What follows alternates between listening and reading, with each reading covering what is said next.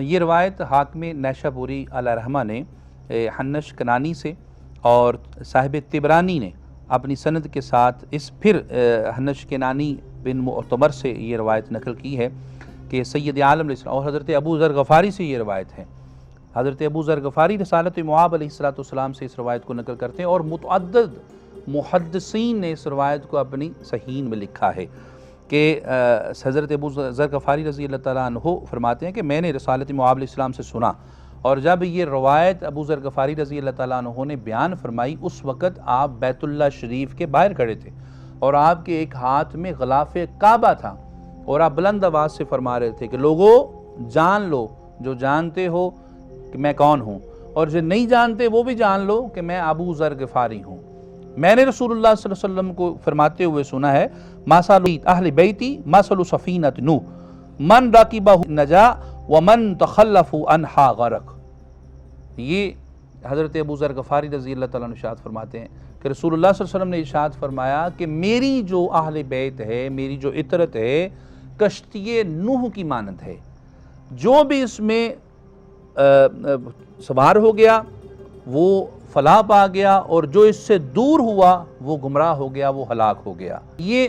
بڑا خوبصورت ایک واقعہ ہے، قرآن پاک نے اس کو نقل کیا ہے کہ حضرت نوح علیہ السلام نے اپنے دور میں کشتی بنائی جو طوفان نوح کے لیے اللہ رب العزت کے اذن سے۔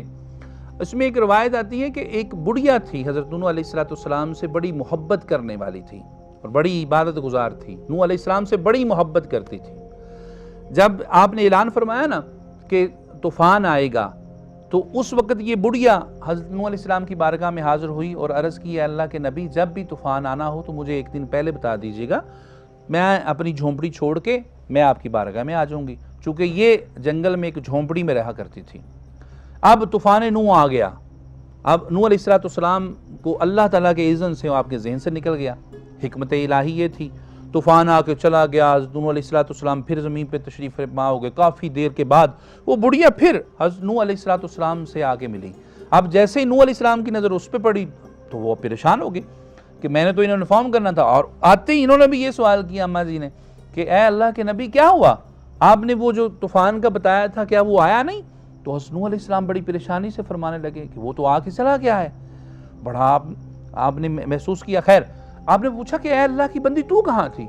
کہا اللہ کے نبی، میں تو آپ کی محبت میں، ذکر الہی میں مصروف تھی، بس میں تو اپنی جھونپڑی میں رہی اور میں تو آپ کے انتظار میں رہی۔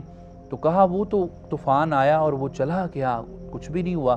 اب یہاں پر حضرت امام جعفر الصادق علیہ السلام کی ایک بڑی خوبصورت روایت ہے۔ آپ علیہ السلام سے کسی نے سوال کیا کہ اے نواسہ رسول، کس طرح جب آپ کا ایک محب دنیا میں، اس دنیا سے جائے گا، آپ سے محبت کرنے والا، تو قبر و حشر میں اس کے ساتھ معاملہ کیسا ہوگا؟ اس وقت حضرت امام جعفر الصادق علیہ السلام نے یہ مثال عطا فرمائی۔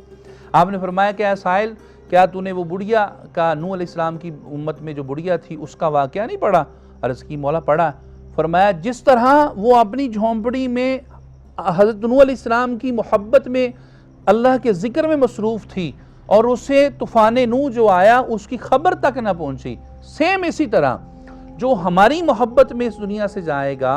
اعمال صالحہ کے ساتھ، وہ قبر و حشر میں جب جائے گا تو اسے اسی طرح خبر بھی نہ ہوگی کہ اللہ کا عذاب آیا، قبر کا معاملہ ہوا، برزخ کا معاملہ ہوا، حشر کا میدان آیا، صراط کا میزان آیا، میزان کا معاملہ ہوا، سب کچھ گزر جائے گا، اسے خبر بھی نہ ہوگی، وہ ہماری محبت میں مصروف ہوگا، اللہ رب العزت ساری منازل عطا فرما دیں گے۔ تو حضرت نوح علیہ السلام، اور پھر دوسرا یہاں پر یہ واقعہ ذہن میں رکھیں، ایک طرف بڑھیا اور دوسری طرف حضرت نوح علیہ السلام کا اپنا بیٹا، جسے کنعان کہتے ہیں غالباً، اپنا بیٹا ہے، لیکن وہ نوح علیہ السلام سے معاذ اللہ نفرت کرتا ہے،